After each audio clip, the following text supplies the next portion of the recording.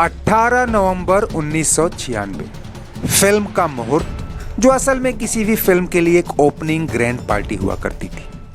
बॉलीवुड की तमाम बड़ी हस्तियों की मौजूदगी और तालियों की गड़गड़ाहट के बीच जब अमिताभ बच्चन अपनी दो जवां हीरोइनों के साथ कैमरे के सामने कुछ डायलॉग बोलते हैं तो उनकी आवाज तो एम्बियंस में दब जाती है, लेकिन उसके बाद अखबारों और फिल्मी पत्रिकाओं के लिए एक सनसनी बन जाती है।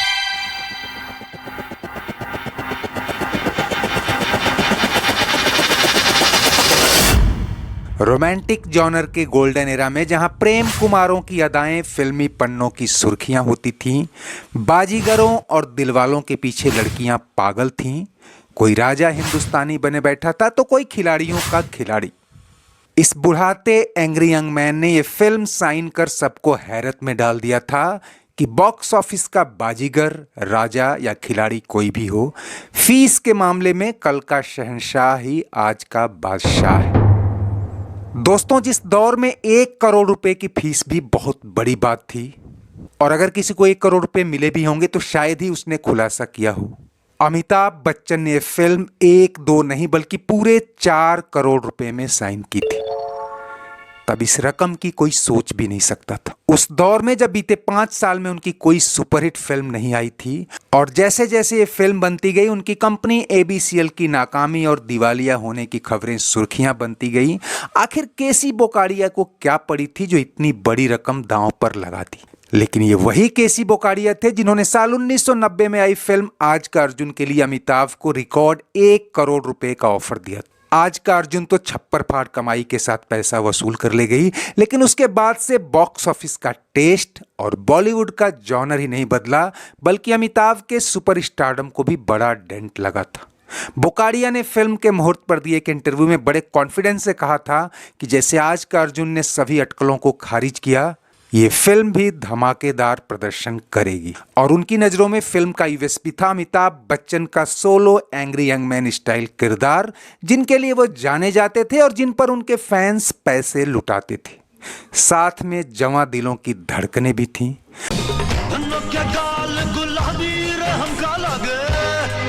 क्रिटिक्स को यह बात खटक रही थी और कईयों ने अमिताभ की कड़ी आलोचना की थी कि सठियाते बच्चन को क्या अपनी आधी उम्र की हीरोइनों संग पर्दे पर इश्क लड़ाना ठीक लगता है?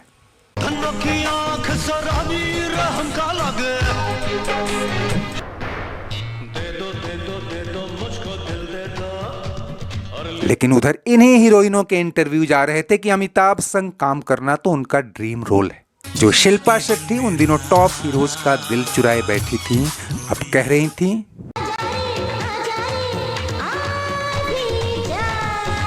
उधर मनीषा कोइराला जो अपने करियर के पीक पर थी, उनका कहना था मैंने तो ये फिल्म बिग बी के नाम पर ही साइन की है।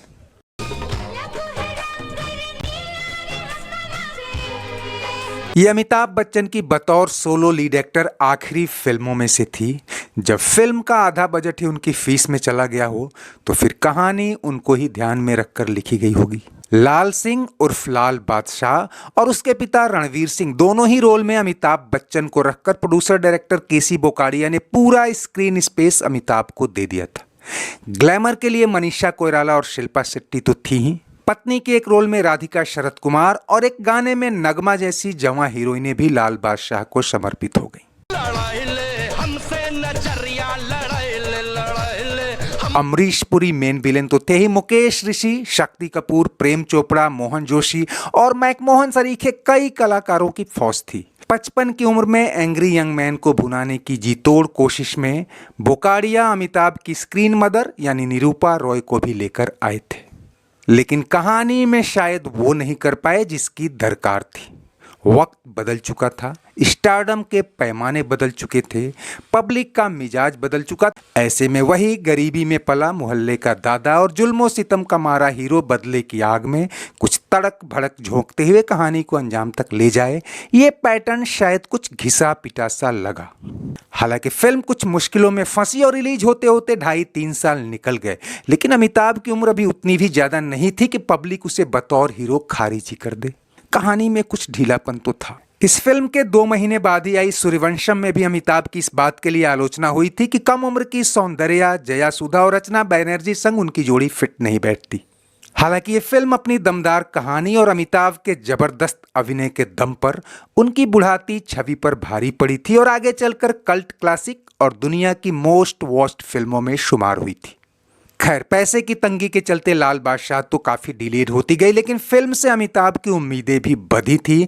ऐसे में वो सेट पर कई बार खुद को ही डायरेक्ट करते नजर आए।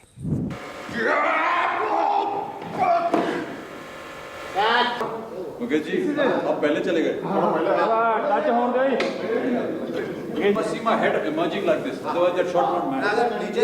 5 मार्च 1999 को जब लाल बादशाह रिलीज हुई तो भीतर खाने बोकाडिया का कॉन्फिडेंस भी हिला हुआ था। और जो हुआ उसे बताऊं उससे पहले ये भी जान लें कि एक बात पर सबकी उम्मीदें टिकी थी और सबका भरोसा कायम था। वो था फिल्म का म्यूजिक ट्रैक, जो पहले ही हिट हो गया था। हैरानी की बात यह कि अमिताभ के टिपिकल लक्ष्मीकांत प्यारेलाल या कल्याण जी आनंद जी वाला युग तो जा ही चुका था। आदेश श्रीवास्तव के ट्यून्स पर गाने भी श्यामराज, माया गोविंद और गौहर कानपुरी जैसे कम चर्चित गीतकारों ने लिखे थे। लेकिन ये प्रयोग सफल निकला क्योंकि अमिताभ के किरदार के मुताबिक गानों में भी थोड़ा देसी या कह लें कि यूपी बिहार वाला टोन दिया जाना था।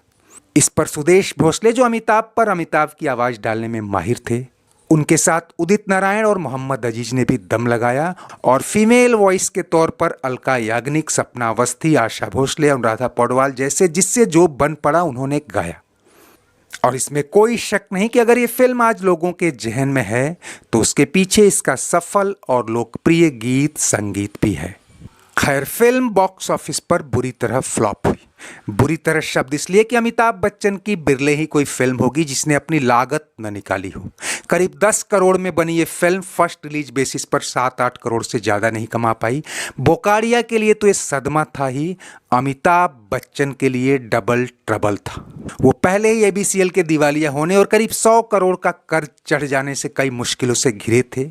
उन्होंने फिल्म तो 4 करोड़ रुपए में साइन की थी, लेकिन आधी रकम अभी मिलनी बाकी थी। उधर बोकाडिया पैसे देने में आनाकानी करने लगे कि इस फिल्म ने तो मुझे डुबो दिया, जबकि अमिताभ का कहना था कि मैंने ये फिल्म सिर्फ और सिर्फ पैसे के लिए की थी क्योंकि मैं पाई पाई का मोहताज हूँ। उन्होंने पब्लिकली ये कहा कि मृत्युदाता के फ्लॉप होने के बाद डिम्पल कपाड़िया जैसे कलाकारों ने तो कोई रहम नहीं दिखाई और बकाया रकम के लिए उन्हें कोर्ट कचहरी की धमकी और गालियां तक मिली। कुछ दिनों बाद ही ये खबर आई कि अमिताभ ने यश चोपड़ा की फिल्म मोहब्बतें मात्र 1 रुपए में साइन की है, क्योंकि अब उन्हें पैसे के साथ ही एक अदद हिट फिल्म की भी दरकार थी जो उनके करियर को पटरी पर ला सके। दिया, अब हम जो कहते हैं वो भी सुन लीजिए। खैर, बतौर लीड एक्टर अमिताभ बच्चन की आखिरी फिल्मों में से एक इस फिल्म की यादों के साथ आज बस इतना ही। चलते चलते वीडियो लाइक और शेयर तो करें ही, अगर चैनल सब्सक्राइब नहीं किया है तो वो भी करते चले। कमेंट बॉक्स में आपकी हर राय का स्वागत है। शुक्रिया, नमस्ते, आभार।